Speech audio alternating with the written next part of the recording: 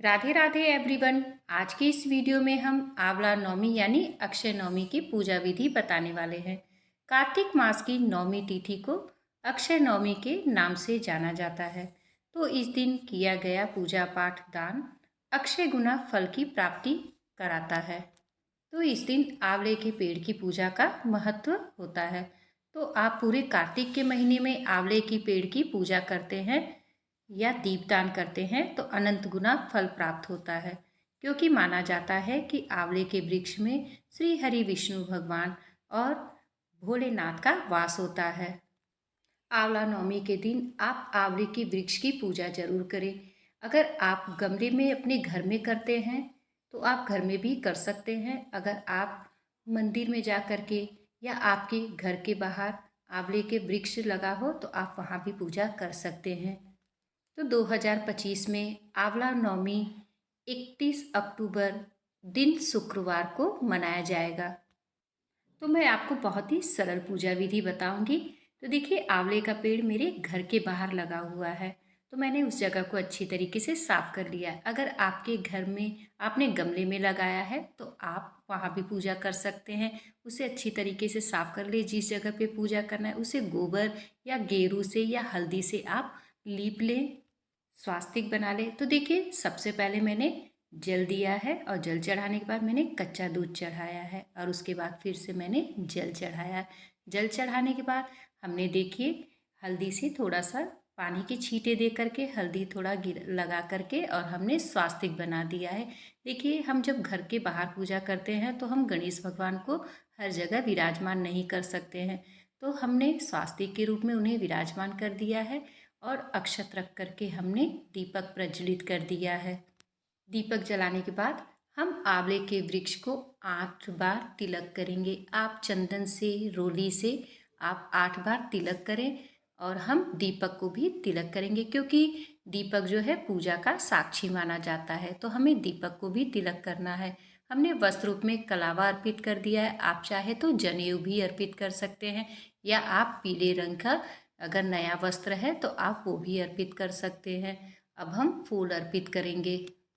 पूजा विधि के साथ साथ आप ये भी जान लें कि आंवला नवमी के दिन आप सुबह सवेरे जल्दी उठे, ब्रह्म मुहूर्त में उठ करके स्नान आदि करें, तुलसी जी को जल दे, धूप दीप दिखाएं, अपने घर में पूजा पाठ कर लें और सूर्य नारायण को जल दे लें। और जल देने के बाद आप आंवले के वृक्ष की पूजा जरूर करें। आंवला नवमी के दिन हमने देखिए मीठे और फल का भोग लगा दिया है, और आप आंवला नवमी के दिन आंवले का भोग जरूर लगाएं।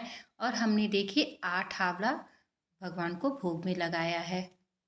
आंवला नवमी के दिन आप आंवले की पेड़ की डाली को, पत्ती को या आंवला न तोड़ें। आप आंवला जो है 2 दिन या 3 दिन पहले मंगा लें। आंवला नवमी के दिन आप हरे, पीले, लाल रंग के वस्त्र पहन करके पूजा करें।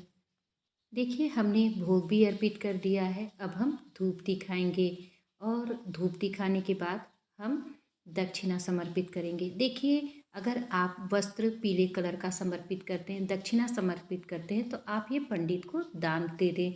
और हमने 1 लोटा जल लिया है। आप आंवला नवमी के दिन आंवला के वृक्ष के नीचे बैठ करके आप कथा जरूर सुने।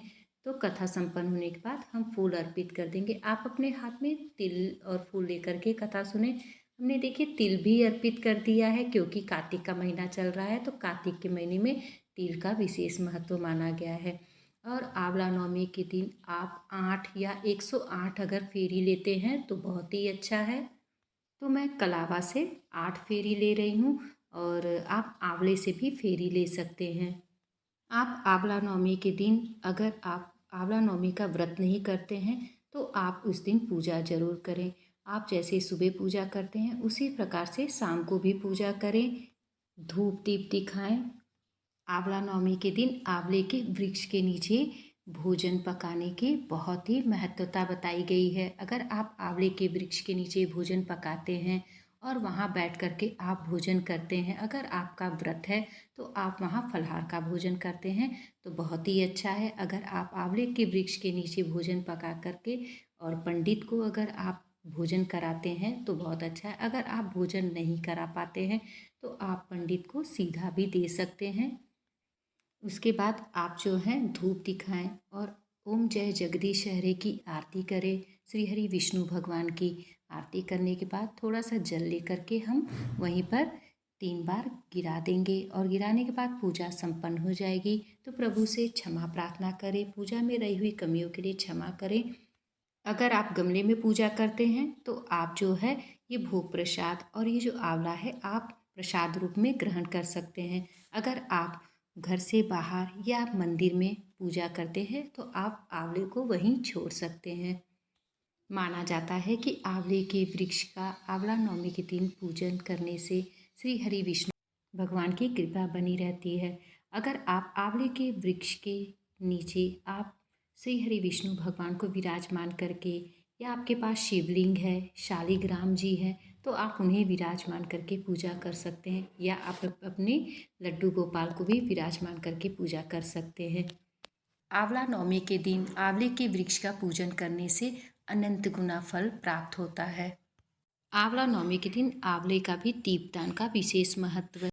आंवला नवमी के दिन आप 5, 7, 11 आप दीपदान आंवले का जरूर करें।